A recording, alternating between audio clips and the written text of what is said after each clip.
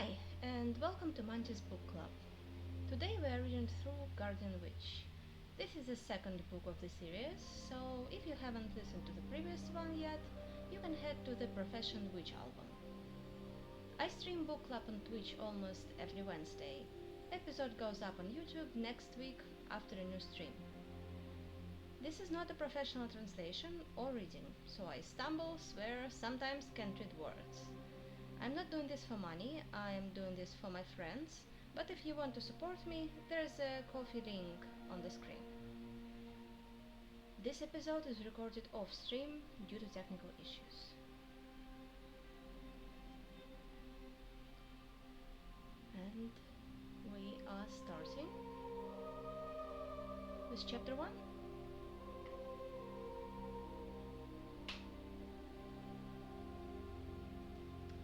The Guardian Witch. A love story with a happy end has no chance of becoming a legend. Quoted the cynical minstrel. Chapter 1. The pessimist's hopes for a cold, protracted spring were dashed away already in the middle of the pollen season.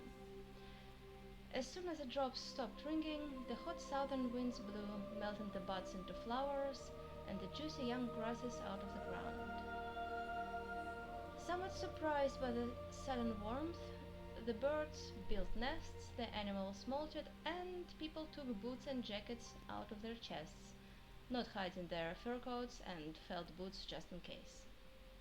Just 3 weeks ago, caravans of ice floes were moving down the river, and today the plum trees were already in bloom, and the meadows were covered with a yellow haze of dandelions. The forest lake, which had not yet had time to overgrow with water lilies, was bordered with reed shots and sprinkled with willow catkins.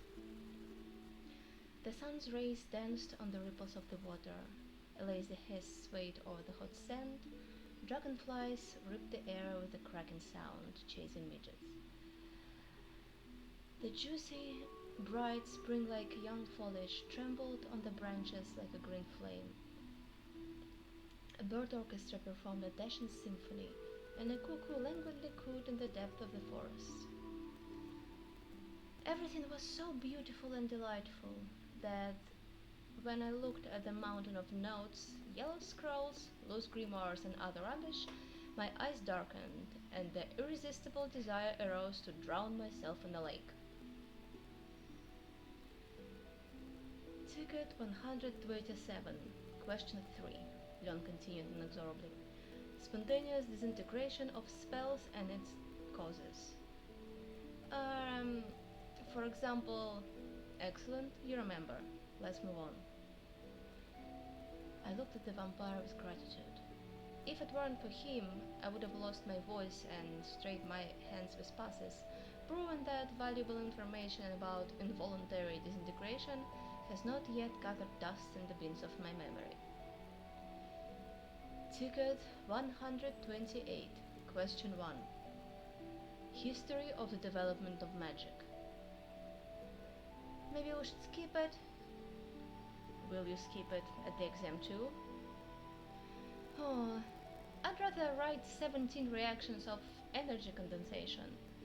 What difference does it make what year Rion Kopylsky invented multipolar transgression? Not Rion Kopylsky, but Polovya Belorskaya, your fellow countrywoman, by the way. Let's repeat the most important things, and then return to history. Give up hope, feeble-minded girl. There is no mercy for you, and no diploma.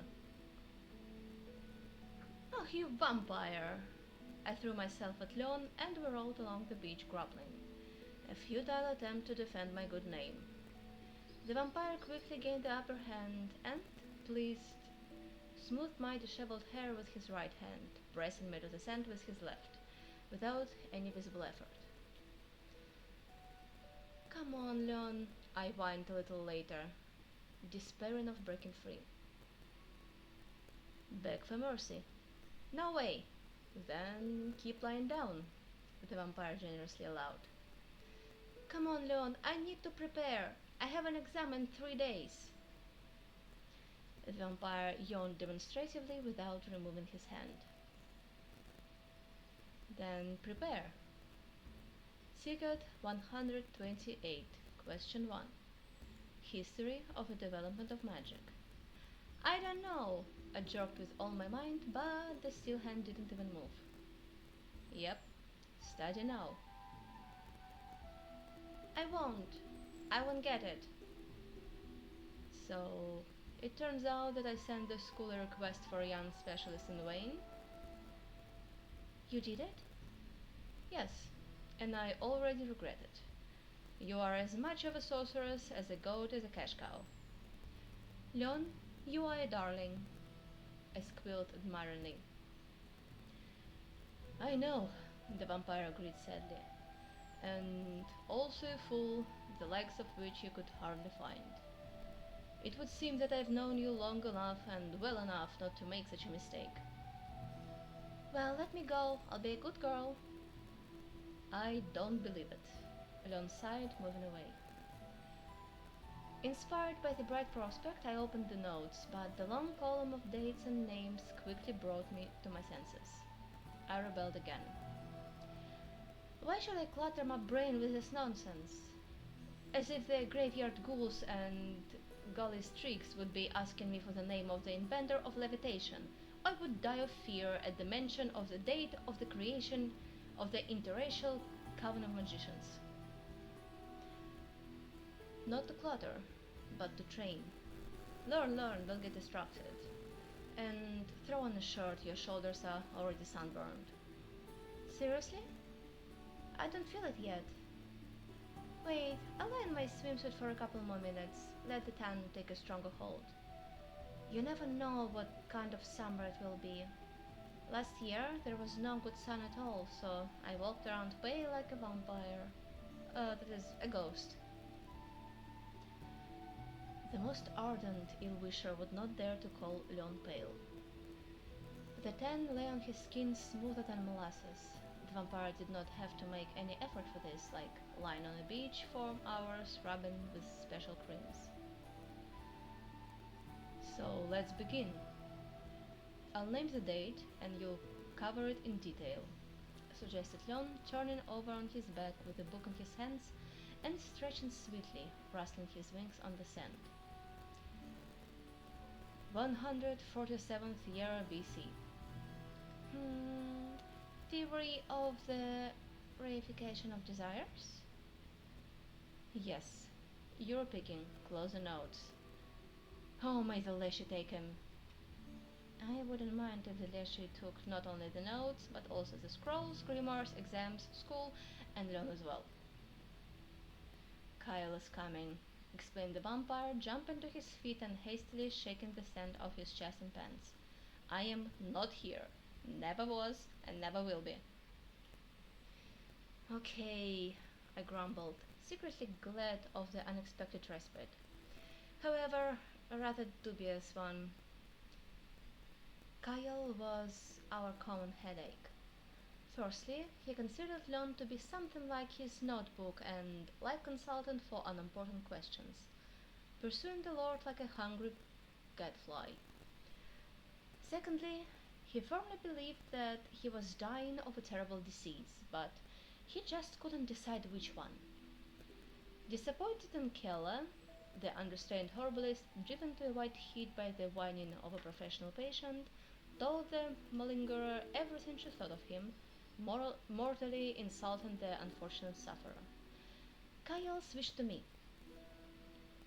I spent my entire holiday and pre-graduation practice in Tegeva collecting material on the properties of a unique natural magical phenomenon, the so-called draft effect, while simultaneously improving my healing on suffering volunteers. With the knowledge of Leon Keller, the latter willingly trusted me with simple operations like the pimple spell and with even greater joy dumped Kyle on me. This relatively young vampire, around 180 to 200 years old, looked 30 and, in Keller's and my shared opinion, was as healthy as a bull. Nevertheless, I conscientiously examined him on every occasion, honestly trying to find ominous signs of impending death in his strong, well-fed body, but in vain.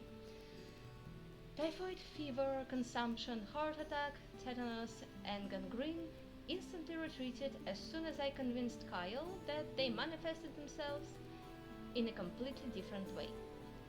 He believed, but not for long. Within 2 or 3 days, he discovered new symptoms in himself and, groaning, ran to me, firmly believing that I alone could save him from imminent death.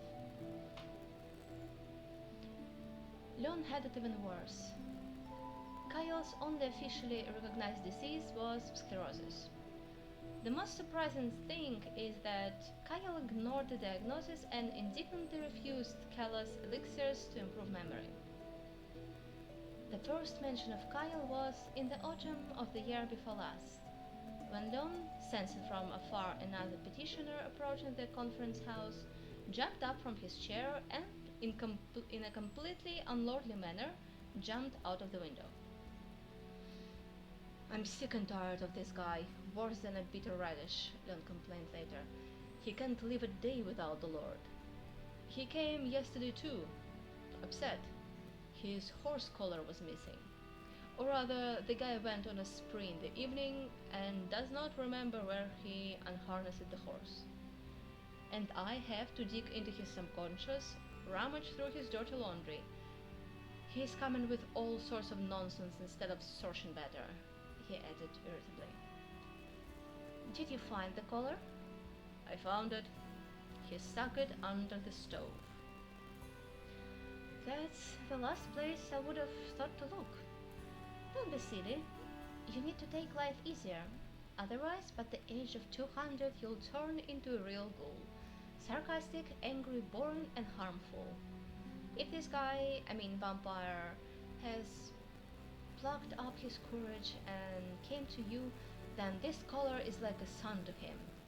Maybe it's his mother-in-law's wedding present. Have pity on the poor guy. Let him find his collar and rejoice.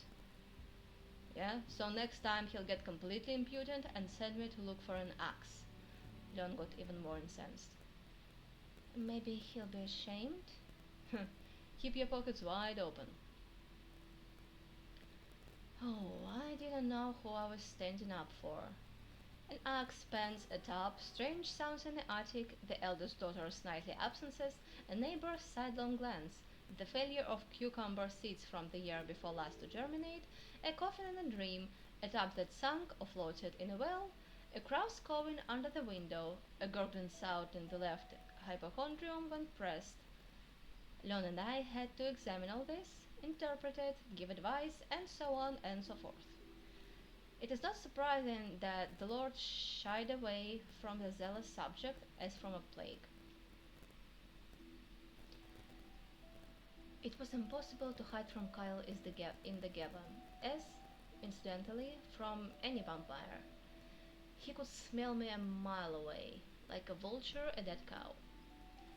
If Leon and Keller, noticing Kyle in time, could, indeed, slip into the bushes and hide, then all I could do was grit my teeth, forcing out a polite greeting. Good morning, Kyle, I said as casually as possible, pretending to be completely absorbed in my studies. Good morning to some perhaps the last. Kyle drawled sadly, as usual, stopping next to me and blocking the sun. Have you seen the Lord? No, I haven't and I won't, I rattled off, turning the page. Bitter experience told me that it wouldn't be that easy to get rid of Kyle. Bitter experience was right. Kyle didn't leave, snorting expressively over my shoulder. Under no circumstances should I ask him any questions, especially about his health. Otherwise, you would not have been able to avoid describing in detail a day and a night filled with suffering. I do not feel well, Kyle began, not having waited for me to resume the conversation. I was not at all surprised. This was his standard phrase. Inwardly cringing from a premonition of the inevitable, I remained silent like a dwarf under interrogation. I cannot describe how much blood this dying vampire has spoiled for me. My head is spinning, my heart is pounding loudly, and my eyes are getting dark. Kyle continued, noticeably inspired and making the invariable logical conclusion. It seems that my death has come. In my opinion, it hasn't left since last summer. Aren't you ashamed to joke about such things? Kyle was genuinely indignant. You humans are heartless, merciless. You have no compassion for your neighbors. If I died in front of you, you wouldn't cry. I wouldn't, I confirmed. Kyle, you'll outlive me. What are you thinking up again? How long have you been dizzy? 10 minutes? An hour, the vampire proudly corrected me. I felt fine in the morning and before lunch too, but when I finished planting potatoes, I straightened up and it started to spin. I almost groaned with anger. Kyle, you just overheated in the sun. Sit in the shade, drink a glass of water, and your death will go away empty-handed. Hot or cold? The vampire asked meticulously. Warm, boiled. Will that really help? Really, really, just get out of here, don't stand in the sun, or it will get worse. Only an immediate threat to health could drive Kyle off the beach. The eternal weakling's face brightened, and he walked away with the brisk steps of a perfectly healthy vampire. Leon emerged from the bushes, and we resumed the hard labor in the granite mines of science. I was unable to learn, that is, to logically memorize the history of the development of magic. I harped on like a starling without delving into the meaning of the words. Regretfully convinced that I was not capable of more, Leon announced a 10-minute break. My back was completely burned. In Leon's opinion, its radical red color was more indicative of the readiness of a boiled lobster than of a tan that had set in. No matter how much the warm sand beckoned me, I had to throw on a shirt and move into the shade under the willows. A March hurricane had knocked down one of the trees, uprooting it, and it was slowly, painfully dying on the ground, its barely unfurled leaves drooping. Leon, help me, will you? The vampire seemed to be dozing, stretched out in the rare shade, but he willingly got up and went to the tree. I thought again how convenient it was to communicate with the telepath. Without asking a single question, Leon jerked the willow up and placed its butt in the hole. A little to the left, now towards me. Okay, hold it like this. Dropping to all fours, I enthusiastically raked and tamped the earth around the trunk. The forest planting work was nearing completion when footsteps rustled in the bushes again, and Kelly emerged from there with a bouquet of young nettles, from whose healing bites the herbalist was protected by thick canvas gloves. Seeing Leon, the vampire gasped in indignation. Lord, what are you doing here? I am holding the tree, Leon explained politely but incomprehensibly, avoiding the herbalist's eyes, which were throwing lightning. They are looking for you all over the gala. Why? And you still ask? The embassy from Arlis is arriving in half an hour. Kella, I made it clear yesterday. I do not want and will not receive them. Sort it out yourselves. I do not want and I will not are two different things. Come on, get ready immediately and let's go to the conference house. Kella, who are you talking to? The Lord asked ingratiatingly. The herbalist lowered her tone a little. Lord, you are obliged to be there. Nothing of the sort. There will be a scandal. There will be, Leon agreed indifferently. Lord, herbalist, I beg you receive them. No. Leon, no. Your incomprehensible stubbornness strikes me right in the heart. If you had a heart, you would understand me. Kella fell silent strangely, casting a sideways glance in my direction. Leon, am I tearing you away from something? I asked timidly, sensing something was wrong. Go, I'll study myself, I don't have much left. You are not tearing me away from anything. Go away, Kella. There is no point in continuing this pointless conversation. The herbalist's face clearly reflected the desire to whip Leon with nettles. You lousy boy, she flared up, throwing away all decency. I've had enough of your stupid antics. You've already brought shame on yourself at the same time the Geva. It couldn't be worse. It's easy to command. Try to obey once. Swallow your pride, you arrogant brat. There was a silent pause, during which Kella, realizing who she had raised her voice to, slowly became covered in red spots. Her dilated pupils trembled as if in death throes. Egg will cress, the Lord said quietly and angrily, ripping open the tense, terrible silence. Kiegel, Kielana. It sounded like a slap in the face. The herbalist staggered. Throwing the nettles at Leon's feet, Kella covered her face with her hands and, stubborn as if she had been shot, ran away, not making out the road. Leon, I began cautiously. Keep quiet, okay? Maybe. I know. I got carried away. She did too. The vampire took a step back, casting a critical glance at the buried tree. And enough about that. Let's study for your exam.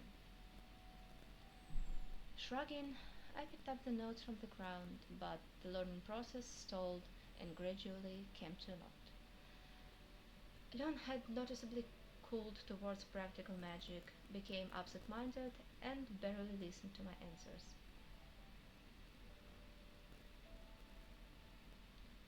I quickly got tired of listening to my stumbling voice and the vampire's indifferent assent. Loudly slamming the notes shut, temporarily tearing Leon out of his state of detached melancholy, I announced that that was enough for today, and that I was hungry anyway, and Krina had promised to bake a pie with giblets for dinner. Would the Lord do us the honor of joining us for the meal? No, he won't, partly due to lack of time, partly due to his disgust for giblets. Perhaps he'll drop by later, closer to the night. Could I take his pens with me? In the wolf's mouth they could lose their marketable appearance. I assured Leon that possessing the Lord's pens would bring me great, incomparable joy. This time, my sarcasm did not reach its target. The Lord commanded, "Turn away," and when I was allowed to look back, the neatly folded pens were lying on the sand. Nearby, a white wolf was shaking himself, tidying up his shaggy fur coat. That's where we parted. The wolf disappeared into the thicket, sniffing at Kella's tracks, and I, throwing the pants over my shoulder, went to the nearest special bridge. During the time I worked on my diploma, I thoroughly studied the network of ports and tunnels of the draft. As expected, almost immediately I came across Kella, diligently watering a jasmine brush with her tears. The bush did not show the proper delight. The Togeva's herbalist had a simply phenomenal talent for catching the eye of the Gavians, thirsty for solitude, and disappearing when her help was desperately needed. I approached the sobbing girl and sat down next to her. In truth, the girl was about 10 times older than me, but outwardly she seemed to be my age. Kella often peacocked about this, condescendingly calling me baby. But is it my fault that vampires live 5 times longer? With all my desire, I am unlikely to live to the age when the difference in years will no longer matter. And therefore, I long ago gave up on etiquette and stubbornly called Kelly you informally. I can't say that she liked it. but she did not show open displeasure. Hey, I lightly touched her elbow. What happened? Instead of answering, the vampire girl impulsively buried her face in my shoulder, hugging my neck. I confusedly stroked Kella's back, which was shaking from sobs.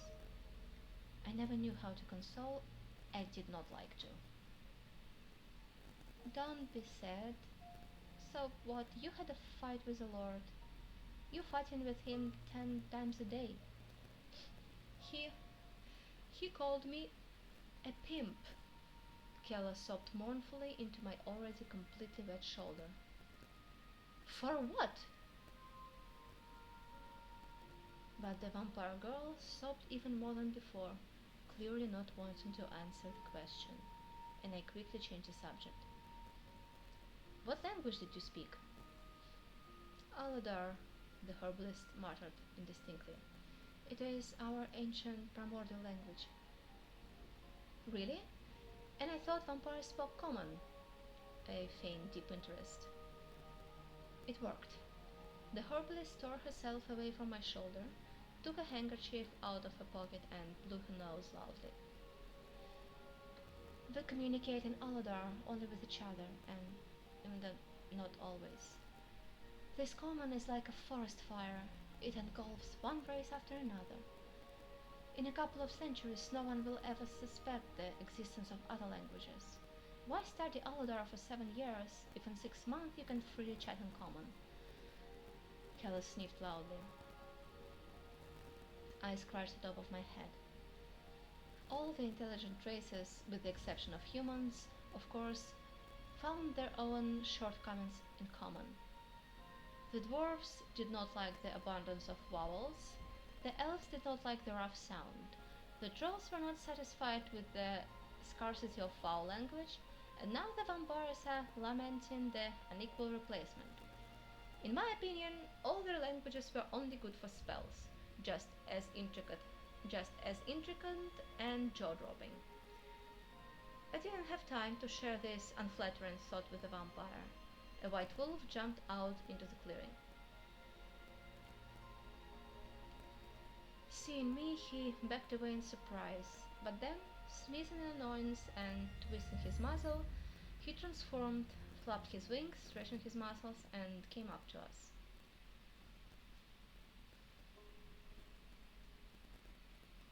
Two sullen looks from below slightly shook his resolve. The vampire hesitated in place, coughed embarrassedly. Volha, there's a pie waiting for you there, he reminded. I put all my attitude to his diplomatic tact into a skeptical snort. I agree, this is a stupid excuse. Please leave, we need to have a serious talk. I looked at Keller. Go, nodded the herbalist. We will figure it out ourselves. If you kill each other, can I take the skulls for the museum? I asked hopefully. Hey, I get it, I'm already disappearing. Give me my pens, Lon finally remembered, and I vindictively threw the crumpled pens at him.